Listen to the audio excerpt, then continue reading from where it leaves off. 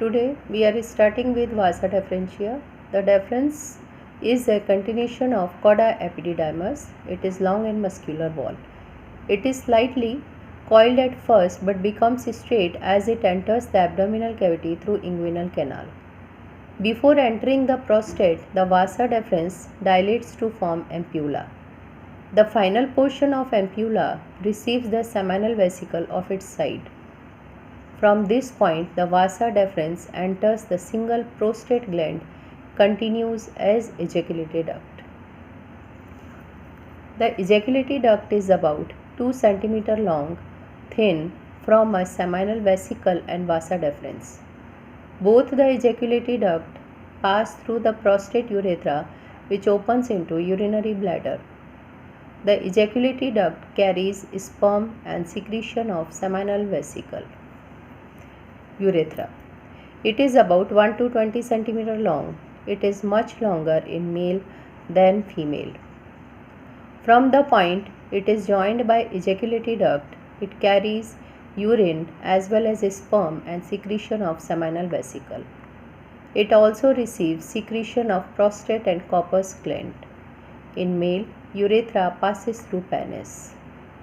The urethra has three regions: a short proximal prostatic urethra, which is surrounded by prostate, which carries urine only; a very short middle membranous urethra without any covering; a long distal penile urethra that passes through the penis.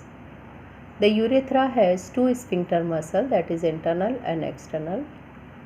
The internal sphincter muscle consists of smooth muscle fiber situated at the neck of the bladder above the prostate gland.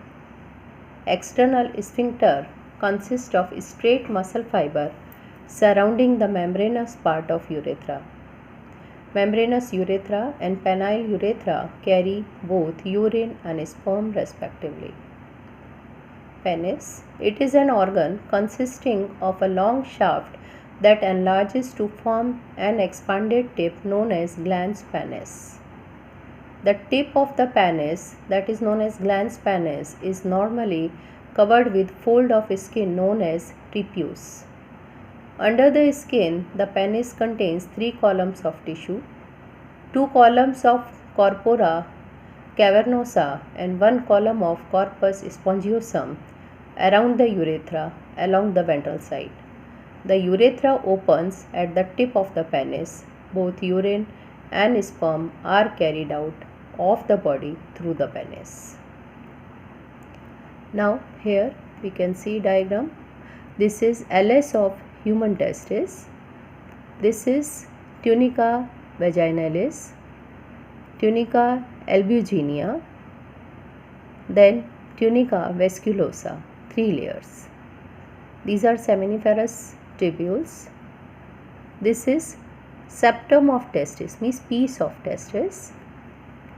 This is caput epididymis. This is corpus epididymis. This is cauda epididymis. This is rete testis. This is tubule recti. So this complete consists of LS of human testis. Now TS of human testis. This is Sertoli cells, spermatids, secondary spermatocyte, primary spermatocyte, spermatogonia, Leydig cell, basement membrane. This continuation will be in coming lectures. Whatever I have taught, I am sending you its PDF. Thank you.